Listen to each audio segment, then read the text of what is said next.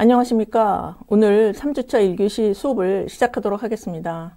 자, 오늘 수업은 갈등 이론에 관한 내용입니다. 자, 지난 2주차 수업에는 이 기능주의와 관련된 내용을 우리가 공부를 했고요. 그다음에 갈등주의는 이 기능주의와는 다르게 학교 교육을 이해하고 학교 교육이 어떻게 변화해야 되는지, 또 좀 더 인간적인 학교가 되기 위해서는 어떻게 돼야 될 것인지, 이런 것에 관한 사회학적인 이론이고, 이것을 이제 교육자들이 받아들여서 자, 학교 현장에 이 갈등주의적인 측면에서, 갈등 이론적인 측면에서 학교 교육을 이해하고 있습니다. 자, 수업을 시작하도록 하겠습니다. 자, 이 갈등주의를 우리가 영어로는 conflict theory 이렇게 얘기하는데, 이 갈등이라고 하는 것이 무엇인가, 이런 개념, 또 갈등의 어떤 사회학적인 측면에서의 기원은 어디에 있는지, 또 갈등 이론이 보는 사회는 어떤 모습인지, 이런 내용을 볼 것이고요. 또 지난 시간과 마찬가지로 이 갈등주의 학자와 이론들이 이렇게 여섯 그룹으로 구분이 되는데, 이 내용에 관해서 살펴보도록 하겠습니다. 그리고 이제 갈등 이론적인 측면에서 교육의 문제는 어떤 것들이 있는가, 보도록 하겠습니다. 우리가 보통 학습 이론에서 이제 공부를 할 때 그 내용을 학생들 스스로 한번 생각해 보도록 연상 퀴즈라고 하는 것을 이용하는 것이 학습 효과에 굉장히 좋다. 여러분이 배우셨을 텐데요. 저도 갈등 이론을 시작하면서 갈등 이론에서 주장하는 갈등이라고 하는 것이 무엇인가, 이것을 좀 여러분에게 물어보고 싶습니다. 여러분은 이 갈등이라고 하는 것이 무엇이라고 생각하시는지요? 이 갈등 이론은 이 계층 간에 발생하는 갈등, 이 클래스 컨플릭트, 이것을 우리가 갈등 이론이라, 갈등이다 이렇게 얘기를 합니다. 어떤 개인과 개인 간에 일어나는 갈등이라기보다는 이 갈등주의자들은, 자, 사회는 이렇게 세 가지 계층으로 구성이 되어 있고, 이 계층 간에 상류 계층과 저소득 계층 간에는 또 막스의 말에 의하면은 자본가와 그 다음에 자본가가 아닌 일반 노동자들 간에는, 자본가들은 어떻게 하면 일을 더 많이 시킬까에 대한 이익에 관한 고민이 있고, 또 이 근로자들은 어떻게 하면 일을 조금 하고 좀 쉽게 하고 어떻게 하면 임금을 더 많이 받을 수 있을까, 이런 것들은 대표적으로 이 노측과 사측 간에 일어나는 대표적인 갈등이라고 할 수가 있겠습니다. 자, 여기 그림의 사진에 나오신 분은 이 랄프 달렌도르프라고 하는 독일의 이 대표적인 갈등주의자고, 이제 우리가 칼 막스의 후계자라고 이야기할 때 대표적인 그 후계자라고도 얘기할 수 있는 분이고, 우리 교육사회 책에도 언급이 되어 있는 분이신데, 이분은 1960년대 독일 교육부 장관을 하시면서 그 독일의 전문 기술대학을 설립하는 데 큰 공헌을 했던 분이시고, 그 다음에 이제 이 6.8 학생운동이 일어나면서 학생들이 그 어떤 모든 계층이 대학에 와서 공부를 할 수 있도록 하자, 이런 것들을 이야기하면서 그 대학 교육비, 그 무상화 정책을 시행하는데 아주 혁혁한 공을 세우셨던 그러신 분이시고요. 지금 독일의 단단한 어떤 교육 체계를 만들어간 그런 분이라고 할 수가 있겠습니다. 자, 갈등의 개념과 기원에 관해서 보도록 하겠습니다. 책에 46쪽부터 이 내용이 나와 있는데요. 저는 2016년도에 이판 그 약간 수정이 된 책으로 지금 여러분에게 페이지 수를 알려드리고 있습니다. 여러분이 혹시 2016년 이전의 책을 갖고 계신 분은 약간의 페이지 수는 다르나 사실은 내용은 대동소이하니까 그냥 참고해서 보시기 바랍니다. 자, 오늘은 3장 갈등 이론에 대해서 보도록 하겠습니다. 자, 갈등은 왜 발생하는가? 개인과 개인 간에, 또 개인과 집단 간에, 또 집단과 집단 사이에서 재화를 더 많이 가지려고 하는 과정에서 이해관계가 충돌하기 때문에 갈등이 발생한다, 이렇게 보고 있습니다. 아까 제가 얘기한 대로 그 회사가 그 임원들이나 이사들이나 어떤 회사 오너들은, 자, 어떻게 하면은 근로자들 부부에게 임금을 조금 주고 이익을 더 많이 취할까? 뭐 이런 측면에서 그 집단과 집단 사이에서 갈등이 발생하죠. 그리고 이 갈등주의자들은 누구나 재화를 남보다 더 많이 가지려고 한다. 모든 인간은 자기 이익을 위해서 투쟁한다라고 하는 그 이론적인 토대에 근거해서 갈등 이론을 이야기를 하고 있습니다. 자, 갈등이 일어나는 원인은 각 개인의 시각과 이해관계가 다르기 때문에 갈등이 일어나게 됩니다. 자, 이 부부 관계에서도 마찬가지고 또 학생과 또 교사 간에도 마찬가지인데요. 자, 교사들은 학생들이 잘 공부를 하기를 원하지만 학생들은 좀 수업 시간에 재미있게 또 쉽게 공부하면서 좋은 성적을 받으려고 하고 뭐 이러는 가정 속에서 교사와 학생 간에도 서로 다른 이해관계가 있기 때문에 갈등이 발생한다. 이렇게 볼 수도 있겠죠. 자, 이 갈등이라고 하는 것은 이 많은 재화를 가지려고 하는 그러한 투쟁뿐만이 아니라 남보다 더 많은 권력을 가지려고 하는 투쟁 사이에서도 일어나게 됩니다. 예를 들면 정치죠. 우리가 조금 있으면 이제 정치, 뭐 이제 선거를 앞두고 있는데 어떤 당이 정치에서 승리하기 위해서 자, 권력 투쟁을 하게 되죠. 뭐 서로 정당을 모함한다라든가 이런 것들도 대표적인 권력 투쟁이라고 볼 수가 있겠습니다. 또 계층 간에도 이 갈등이 발생을 하게 되죠. 상류층, 중류층, 저소득층 간에 뭐 가끔 가다가 뭐 살인 사건이 일어나기도 하는데 뭐 이런 그런 것도 있죠. 임금을 뭐 3개월, 6개월 동안 받지 못한 그 임금 노동자가 그 사장을 살해한다라든가 뭐 계층 간의 갈등 실제로는 굉장히 많이 일어날 수가 있고요. 그 다음에 이제 갈등주의에서는 모든 인간은 약간의 자기 이익을 취득하기 위해서 누구나 일탈행동을 한다 이렇게 보고 있어요. 그것이 법에 접촉이 되지는 않지만 뭐 대표적인 것이 학생이 수업 시간에 잠을 좀 자다가 선생님이 왜 이렇게 좋냐고 얘기를 하면 지금 너무 아파가지고 자기가 수업에 집중할 수 없어서 양호실에를 가야 되겠다 하면서 뭐 이런 일탈행동을 한다라든가 뭐 수업 시간에 재미가 없으면 뭐 다른 소설을 본다라든가 뭐 이런 것들 있잖아요. 뭐 이런 이제 크고 작은 일탈, 특히나 이제 뭐 신호등에서 빨간불이 켜 있기는 하지만 차가 오지 않을 때 이제 어느 정도 성인이 되면은 그냥 길을 건너가게 됩니다. 우리가 신호등은 이제 뭐 초록불일 때 건너가야 되지만 뭐 다른 사람이 보지 않을 때 우리는 일탈행동을 누구나 한다라고 하는 이런 것이죠. 또 갈등은 기득권을 유지하기 위해서, 기득권을 갖기 위해서 갈등이 일어나고 또 내가 어떤 이익을 쟁취하기 위해서 상대편을 설득하는 형태로도 일어나게 됩니다. 당근을 주기도 하고 당근을 줬는데도 말을 안 들을 경우에는 그 다음에 채찍 뭐 이런 것들도 쓰기도 하죠. 그 다음에 나의 이익을 더 많이 갖기 위해서 한쪽을 억압한다라든가 또 나의 생각과 똑같은 생각을 갖도록 교화를 시키는 거 이런 것도 있고요. 그 다음에 사실이 아닌 것을 사실인 것처럼 선전을 하기도 합니다. 그래서 이러는 과정 속에서 이제 갈등이 일어나는데 다 설득, 억압, 교화, 선정 이런 것들도 다 어떤 갈등의 모습이라고 볼 수가 있겠습니다. 자, 갈등 이론은 교육의 현상을 경쟁과 갈등의 연속으로 봐요. 그럼 갈등주의자들의 말에 의하면 학교는 어떤 곳입니까? 학생들이 좀 더 나은 성적을 얻기 위해서 좀 더 나은 어떤 반에서의 어떤 권력을 갖기 위해서 학생들이 경쟁을 하는 이런 곳으로 보고 있습니다. 그래서 1970년도에 이 갈등주의가 이제 부각을 하게 되는데, 자, 아까 보셨던 달렌도르프라든가, 이 밀러라든가, 이 코저라든가, 뭐 이런 사람들이 주장을 하게 되었습니다. 자, 그래서 갈등주의자들은 사회의 본질은 갈등과 변동의 연속이다. 또 어떤 힘이 많은 계층이 그렇지 않은 계급을 강압하는 과정이다. 또 사회 구성원은 세력 다툼을 하는 과정에서 이해가 상호 충돌한다 이렇게 보고 있어요. 또 지배자의 통제에 피지배자는 약간 저항을 할 수 있다. 자, 이 내용은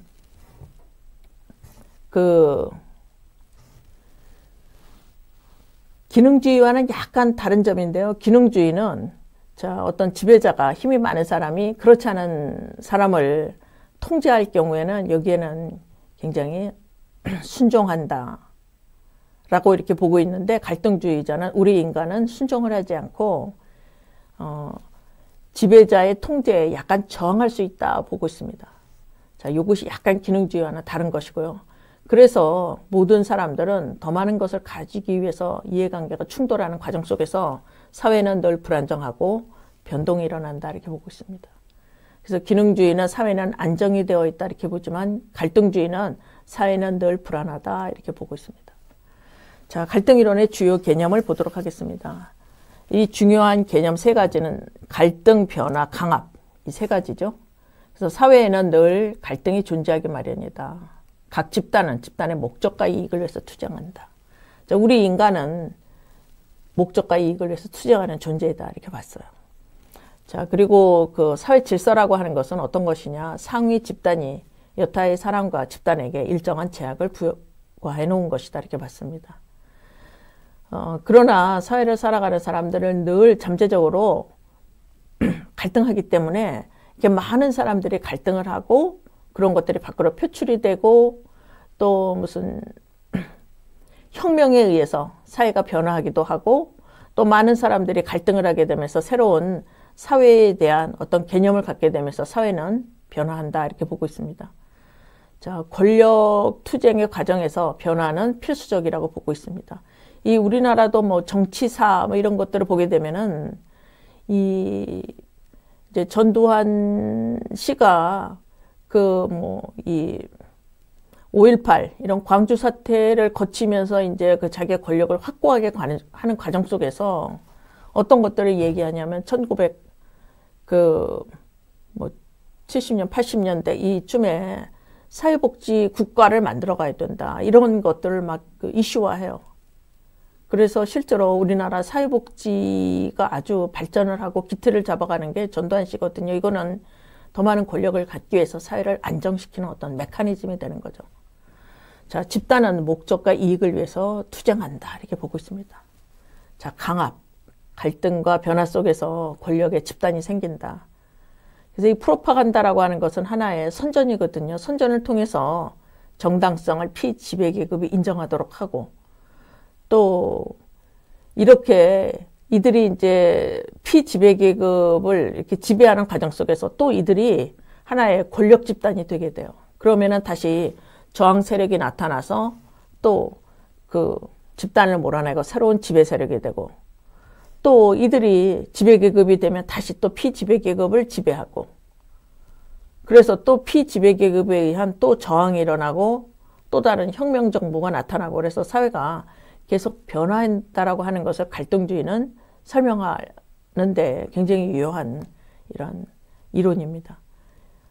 이 안정이라고 하는 것은 권력 집단에 의해서 그냥 잠시 일시적으로 사회가 안정을 유지하는 것이지 사회는 보이지 않는 측면에서는 늘 불안하다라고 보는 것이 갈등주의입니다.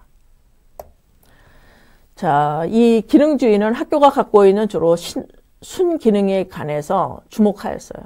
자, 선생님의 말을 잘 듣고 열심히 공부하고 또 학교를 졸업을 하고 상급 학교로 가던가 좋은 곳에 취업을 하든가 모든 사람들은 교육을 통해서 계층의 상승 이동을 할 수 있다라고 보는 것이 기능주의이고 그것을 우리는 학교의 순기능 이렇게 얘기를 합니다. 그러나 갈등주의자들은 학교가 갖고 있는 역기능에 초점을 두고 있습니다. 예를 들면 초등학교를 다니고 중학교를 다니고 고등학교를 다니면서 그 자기의 몸이 점점 커지고 뭐 성숙하고 또 지식도 많이 습득을 하고 사회관계도 많이 하면서 많은 학생들은 자신감을 더 많이 가져야 돼요. 그러나 대개 우리나라와 같은 환경에서 다른 학생들과 성적으로 비교당하고 또 석차 순위화되고 또 뭐 우리는 이제 잘하는 아이, 잘 못하는 아이 이렇게 그 엄연한 구별이 있고 상급학교예요. 또 학벌이라고 하는 것이 있어서 뭐 다 대학을 간다 하더라도 어느 대학을 갔느냐 이런 것들이 굉장히 중요하잖아. 이런 과정 속에서 많은 학생들이 자신감을 상실한다라고 얘기를 하고 있습니다. 그래서 특히나 이 자신감을 상실한다 이거는 교육학자들뿐만이 아니라 굉장히 많은 사람들이 지적하고 있는 문제예요. 학교를 다니면서 아이들이 오히려 중고등학교 고학년이 될수록 점점점 자신감을 잊어버려요. 이런 것들은 학교의 문화 자체가 경쟁의 문화이기 때문에 그런 거죠. 거기서 소외되는 아이들이 분명히 있어요. 자, 이 교사와 학생 간의 관계 속에도 보면은 선생님은 어떤 존재예요? 늘 학생을 컨트롤하고 통제하고 야단치고 잘못된 것을 지적하고 이런 것들이 교사의 역할이라고 하는 것이죠. 자, 외국의 선생님들도 막 삿대질을 하고 애들을 야단을 칩니다. 너 오늘 왜 또 지각했어? 뭐 이런 것들이죠. 너 오늘 왜 준비물 안 가져왔니? 이런 것들 있죠. 자, 많은 나라의 학생들이 좀 더 나은 성적을 얻기 위해서 손에 이렇게 커닝 페이퍼를 만들고 뭐 수학 공식을 쓰기도 하고요. 또 이거 뭐 대표적인 하나의 일탈 행동이라고 할 수가 있겠는데 수업 시간에 이따가 학원에 가서 공부해야 되니까 수업 시간에는 자고 그다음에 이제 수업이 끝나면 어떻게 이제 학원에 가야 되겠다. 정신 차려야지. 뭐 이런 것들 있잖아요. 이런 것들을 다 학교의 역기능이라고 보고 있습니다. 실제로 이 우리나라 초등학교 학생들이 공교육에 얼마나 집중하지 않는지에 대해서는 학교 선생님들이 쓴 책도 있는데 거기에 뭐 학교 종이 땡땡땡 뭐 이런 책이 있어요. 거기에 보면은 애들이 수업 시간에 수업은 안 듣고 시계만 봐요. 시계만 보고 있다가 언제 공교육이 끝나는가 보고 학교 종이 땡땡땡 학교 끝났어. 그럼 어떻게 기지개를 피고 학원으로 아주 그냥 발랄하게 간다라고 하는 뭐 이런 속에서 교사들도 소외되고 있다. 뭐 이런 얘기들 하고 있습니다. 자, 사회적 불평등은 학교 교육을 통해서 오히려 강화되고 유지된다 이렇게 보고 있어요. 자, 기능론자들이 얘기한 거랑은 전혀 다르잖아요. 기능주의자들은 학교 교육을 통해서 능력을 개발한다. 모든 사람이 삶의 질을 향상시킨다. 자기의 능력을 개발한다. 이렇게 얘기를 하지만 이 갈등주의자들은 학교 교육을 통해서 오히려 사회 불평등이 강화되고 유지된다라는 얘기를 하고 있습니다. 자, 이번 학기 저하고 여러분하고 이 교육사회학이라고 하는 과목을 배울 것인데요. 이 수업을 배우는 동안 우리는 이런 것에 집중할 것입니다. 그래서 나중에는 그런 교육 불평등을 없애기 위한 교육 평등론은 무엇인가? 과연 저소득층을 지원하는 것이 정의로운 사회인가? 뭐 이런 거에 관해서도 배우도록 하겠습니다. 그리고 나중에는 이제 사례에 관해서 분석해 보도록 하겠습니다. 자, 갈등주의는 학교 교육 현장의 문제를 알리고 개혁을 일으키기 위해서 등장했습니다. 또 학교 교육은 불평등을 조장한다라고 보고 있는데요. 기회를 균등하게 제공하는 것보다는 미리 정해진 역할과 질서에 따라서 상층 지배 집단에게 유리하도록 배분하고 사회적 불평등을 조장한다, 재상생한다, 고착화한다 이런 이야기를 하고 있습니다. 기능주의와는 달리 이들은 학교 교육을 통해서 학교 교육이 조장되고 재생산된다라고 이야기하는구나. 그렇게 여러분 알고 넘어가도록 하겠습니다. 자, 갈등 이론에서는 자, 권력의 투쟁이라든가 계층 간의 갈등, 뭐 일탈 행동, 기득권의 유지, 억압, 설득 이런 이야기를 중요하게 생각하는데요. 이 칼 막스가 갈등주의 이론을 이야기할 때는 사실 이 유산자와 무산자 이 두 계층밖에 없었어요. 뭐 여러분도 아시다시피 이 무산자는 이제 그 계급이 낮고 이들이 갖고 있는 그 사유 재산이라고 하는 것도 거의 없는 거죠. 그래서 이들은 뭐 달걀 하나로 이렇게 표현이 되는데, 자, 이 달걀 하나는 먹어버리면 없어지는 거지만, 이 유산자인 경우에는 달걀을 계속 날 수가 있잖아요. 그래서 이제 자본과 권력이 많이 있는 계층. 그걸 우리가 유산자, 그렇지 않은 계층을 무산자 이렇게 얘기를 하는데, 학교에서도 성적이 좋은 아이들이 이제 소위 말하는 이제 상위권 아이들, 그 다음에 성적이 좋지 않은 하위권 아이들, 이렇게 학교에서도 성적에 따라서 상, 중, 하 이렇게 학생들이 구분이 되게 됩니다. 자, 칼 막스는 어느 나라 사람인가요? 자, 이 칼 막스가 뭐 소련 사람이다라는 사람도 있고 뭐 미국 사람이라는 사람도 있고 뭐 그런데 자, 칼 막스는 독일 트리어라고 하는 곳에서 탄생한 사람입니다. 자, 뭐 대개 보면은 이 갈등주의자들이 얘기했듯이 뭐 칼 막스의 아버지는 뭐 유태인이었고 그다음에 굉장히 부유한 상인이었어요. 되게 보면은 이제 돈이 많은 이런 가정에서 아이를 교육을 잘 시키는 그런 맥락을 우리가 잘 알 수가 있죠. 자, 여기 트리어라고 하는 지역에서 이제 탄생을 했는데 이 트리어라고 하는 이 지역은 그 프랑스, 뭐 벨기에, 이렇게 국경에 있는 이런 지역이에요. 그래서 이제 이 칼 막스는 이 프랑스 혁명 뭐 이런 것들을 통해서 이 프랑스의 계몽주의 사상을 일찍 접할 수 있었을 거라고 생각이 되고요.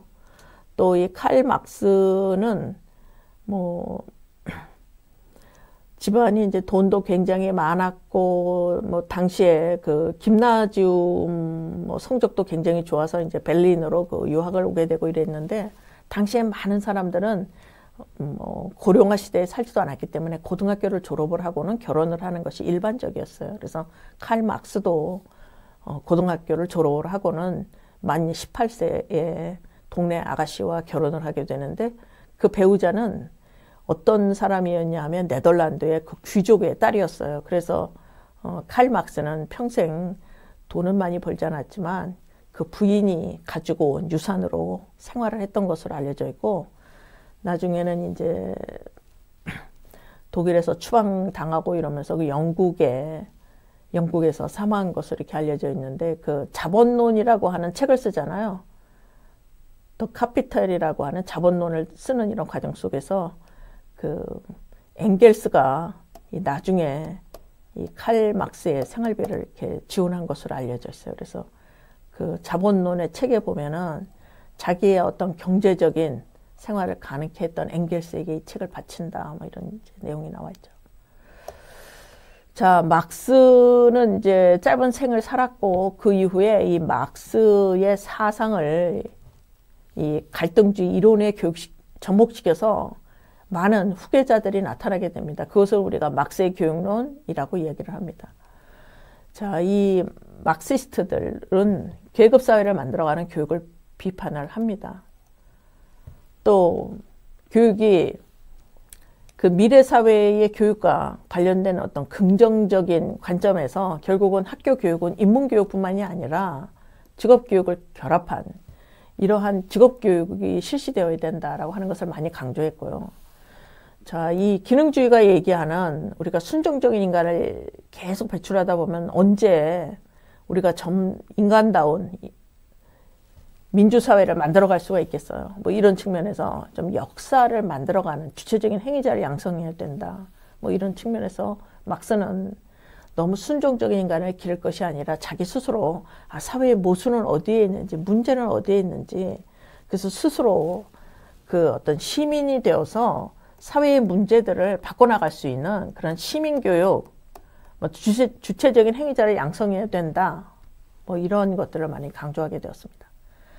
자, 그리고 학교는 인문교육만 할 것이 아니라 지식의 습득만이 아니라 결국은 학교를 졸업을 하고 모든 사람이 어떤 직업을 갖게 되는데, 좀 직업교육과 관련된 내용을 많이 지원하여서 자, 학교를 졸업을 하고 좀 지식과 도야를 쌓고 인성을 쌓고 그 다음에 이제 직업을 하면서 시민으로서 좀 더 나은 사회를 만들어 가려고 하는 그러한 인간을 만들어가는 그런 학교를 만들어 가야 된다, 이렇게 봤습니다.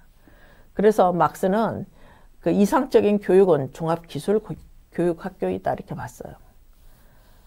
자, 그래서 이제 독일 같은 경우에 아까 제가 날렌도르프가 그 독일의 이제 전문기술학교, 이게 이제 대학 수준의 전문대학을 만들어가는데 기여했다, 이런 얘기를 했지만은 이 독일의 학생들은 이제 중학교까지 의무교육이기는 한데 이 이후에 보통 인문계 고등학교에 한 40%만 진학을 하고요. 60%는 직업학교로 진학을 하게 됩니다. 그래서 이것이 공교육 시스템 내에서 이렇게 이런 시스템을 만들다 보니까 60%가 기술학교로 진학하는 이런 모습을 볼 수가 있습니다. 자, 소외된 형태로 종사하는 노동자의 분업 문제의 결함을 보완하고 모두가 인간다운 삶을 보장하는 학교를 만들어 가야 된다, 이렇게 봤습니다. 자, 여러분 모두가 학교 교육으로, 아이고 자꾸 넘어가네, 죄송해요. 모두가 학교 교육을 통해서 성공하는 교육이 있을 수 있을까요? 자, 제가 여러분에게 과제를 냈더니 많은 학생들이 좀 더 학교가 좀 개선이 돼야 된다, 모든 학생들의 능력 개발을 지원하지 못한다, 이런 얘기를 많이 썼는데 바로 이 갈등주의자들은 모두가 학교 교육을 통해서 성공하는 학교를 만들어 가야 된다라고 하는데 집중하고 있습니다. 자, 이 칼 막스와 이제 막스 베버의 갈등의 개념을 보도록 하겠습니다. 이 칼 막스는 사회 집단이 겪는 갈등의 원천은 계급 간의 갈등이다. 이렇게 봤어요. 자, 알티세는 국가, 법원, 경찰, 군대는 피지배계급을 억압하는 기구이다. 이렇게 봤습니다. 그래서 계급 질서를 침해할 때는 언제든지 탄압과 희생을 수반하도록 하는 것이 국가, 법원, 경찰, 군대이다. 이렇게 봤어요. 그래서 여러분도 이제 뭐 아시겠지만은 이렇게 보면은 이제 정치가 이렇게 잘 유지가 되려면은 이제 세 가지 계층이 이제 여기 상류 계층이 있고 지배계급이 있고 그다음에 이제 여기 피지배계급이 이렇게 있잖아요. 그러면은 이 국가의 안정을 잘 유지하도록 하는 경찰, 법원, 군대 이 사회 질서를 유지하는 장치들이 있어야 된다라고 하는 것이죠. 그래서 경찰은 누구를 위한 것이냐? 실제로 우리가 시민을 위한 것이 경찰이다라고 볼 수가 있겠지만 실제로 경찰은 어떤 지배계급이 권력을 갖도록 오히려 기여한다라고 이렇게 보고 있어요. 갈등주의자들은. 자, 그래서 지배체제의 안정을 위해서는 이 피지배계급의 자발적인 복종을 유도해내야 되고 또 가치와 규범을 내면화하고 공유시켜야 되는데 그러한 이데올로기적인 교육이 학교에서 이루어진다 이렇게 보고 있습니다.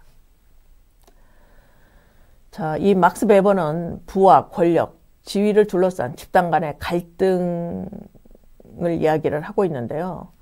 자, 이 막스는 어떤 계급 간의 갈등을 이 사람은 이제 제일 먼저 자본이라고 이렇게 봤어요. 자본이라고 봤는데 막스 베버는 하나를 더 붙여서 권력을 갖기 위해서 우리 인간은 투쟁한다 이렇게 봤어요. 부는 무조건 들어가고 그래서 지위를 둘러싼 집단 간의 갈등이 더 심해진다 이렇게 봤고 이제 이 베버는 일부 한국 책에 웨버라고도 나와 있는데 그 웨버라고 하시면 안 되고 이 막스 베버를 독일식으로 베버라고 읽으셔야 됩니다. 또 많은 책에 이 막스는 마르크스라고도 나와 있어요. 마르크스. 미국식으로 읽는, 영어식으로 읽는 것이 마르크스인데 원래 독일식 발음은 이제 막스이다. 여러분 이렇게 알아두시기 바랍니다. 자, 이 막스 베버는 베를린 대학의 총장을 하면서 매주 자기 집에서 그 스터디 서클을 했어요. 그리고 굉장히 많은 사회학자들, 모든 교수들이 주말에 자기 집에 올 수 있었어요. 그래서 식사를 하고 그 베를린 대학의 총장을 하면서 그 사회에 그 문제가 어떤 것들이 있는가 뭐 이런 것들을 이제 토론을 하면서 공부를 하고 이러는 과정 속에서 자본주의와 프로테스탄트 윤리라고 하는 책을 쓰게 되었고 근대 자본주의가 프랑스 혁명을 통해서 신분사회가 없어졌지만은 어떻게 자본이 다시 상류층, 중류층, 저소득층으로 나눠지는가 이런 것들을 보게 되면서 부를 축적하게 된 것이 그것이 프로테스탄트 청교도 정신이었다. 기독교에서 이 부의 축적을 보고 있고요. 그 다음에 이제 장인 정신 이런 것들을 강조하게 되면서 근대는 프랑스 혁명을 통해서 신분사회를 없애려고 했으나 다시 그 신분사회가 구성이 되었다라고 하는 것들을 이야기를 하고 있습니다. 자, 갈등 이론의 사례를 보도록 하겠습니다.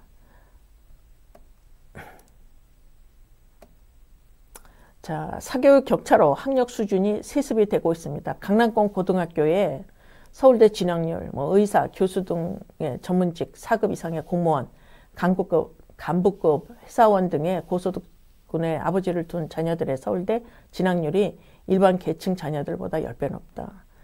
그래서 이제 갈등주의자들은 그런 것들을 연구하죠. 서울대학에서 이거는 이제 그 서울대학교 사회과학연구소에서 발표하는 것인데 도대체 어느 계층에서 서울대학에 오는가 이런 것들을 이제 조사를 하는데 실제로 우리나라 이제 권력과 소득이 높은 집안의 자녀들이 그렇지 않은 일반 계층의 자녀들보다 서울대학에 10배 많이 있다라고 하는 그런 내용입니다. 자, 그래서 결국 기능주의에서 주장하는 교육을 통한 신분 상승은 이상적인 이야기이고 역시 소수의 사람들에게만 국한이 되고 학력이라고 하는 것이 지배계급에게 세습된다라고 갈등주의는 이야기를 하고 있습니다. 그래서 갈등주의가 제일 이야기하는 것이 뭐냐면 재생산되는 거예요. 계층의 재생산. 자, 갈등 이론가들의 그 주요 관심사에 대해서 보도록 하겠습니다. 자, 사회 불평등이 학교 교육을 통해서 어떻게 유지되고 강화되고 재생산되는가. 이 갈등주의자들이 굉장히 대표적으로 이야기하는 것이 굉장히 중요한 내용이에요. 그래서 갈등주의자들은 그것이 재생산되는 과정에 포커스를 두고 있습니다. 또 문제 해결을 위한 대안과 방법 이런 것들을 제시를 하고 있어요. 그래서 여러분들이 좋은 교사가 되려면은 학생은 왜 수업 시간에 잠만 자는지 그 원인과 결과보다는 왜 잠을 자게 되었는가 그 프로세스를 잘 연구하는 교사가 되어야지 정말 훌륭한 교사라고 할 수가 있겠습니다. 자, 이러한 재생산의 단절을 위해서 이 갈등주의자들은 노동자들에게 정치교육을 실시해야 된다. 프롤레타리아 교육을 시켜야 된다. 직업기술을 더 많이 시켜야 된다. 또 노동단체, 조합을 만들도록 해야 된다. 학습권을 보장해주기 위해서 공교육을 개혁해야 된다. 교육은 국가관리가 아닌 시민관리로 변화해야 된다. 또 국가의 학교에 대한 권리와 통제. 그래서 좀 더 지역사회마다 어떤 지역사회 특징에 맞는 교육을 할 수 있도록 교육 자체가 활성화돼야 된다. 이런 얘기들을 하고 있습니다. 자, 한 예를 말씀드리도록 하겠습니다. 자, 2016년도에 이 교육 정책을 총괄하던 나향욱이라고 하는 정책기획관이 이 면직이 된 적이 있었어요. 이것이 어떻게 된 거냐면은 기자와 식사를 하는 과정 속에서 이제 망언을 하게 되었고 뭐 술도 먹고 이랬는데 뭐 이제 이런 이야기를 했습니다. 나는 신분제가 좀 더 공고화돼야 된다. 자, 민중은 개, 돼지로 취급하면 된다. 이들은 그냥 먹고 살게 해주면 그냥 좋다고 한다. 그래서 나는 우리 자식을 어떻게 기르냐? 상위 1%가 되기 위해서 기른다. 또 서울 구이동에서 당시에 컵라면도 못 먹고 뭐 지하철 고장을 수리하다가 사실은 정말 비참하게 지하철이 들어오는 거를 보지를 못하고 정말 사망한 청년이 있었어요. 한 20대, 뭐 19세 조금 넘은 그런 학생이었던 것 같은데 사실 여러 가지 수칙을 어기고 자, 이 학생이 정말 이렇게 정말 비명 행사했는데 이 문제를 보고 이 아이의 문제가 내 자식의 문제라고 생각한다면 그다음 위선적인 것이다 이런 얘기를 했어요. 우리 애는 이런 아이들과는 다르다라고 하는 거죠. 그래서 기자가 정말 당신 그 진짜로 얘기하는 거냐 뭐 이랬는데 사실 이 내용이 그대로 녹음이 됐어요. 그래갖고 이게 신문에 보도가 되고 뭐 난리가 났었습니다. 그래서 일단 파면이 됐다가 자, 이 사람은 행시 36회 패스한 사람이고 청와대 행정관 교육학과도 졸업을 했고 뭐 대학 지원 과장 뭐 이런 것들을 하면서 아이고 이게 뭐 굉장히 제 오타를 썼네요. 지방 교육 과장입니다. 지방 교육 과장 또 정책 기획관 이런 거 하면서 당시 2급 고급 공무원이었는데 이런 얘기를 하면서 파면이 됐다가 후에 정부를 상대로 해서 파면 불복종하고 실제로 지금은 다시 복직이 됐어요. 이거에 대해서도 여러분 한번 찾아보시고 한번 많은 생각해 보시기 바랍니다. 자, 1교시 수업을 마치면서 자, 2교시에는 대표적인 학자와 이론에 관해서 살펴보도록 하겠습니다. 네, 수고하셨습니다.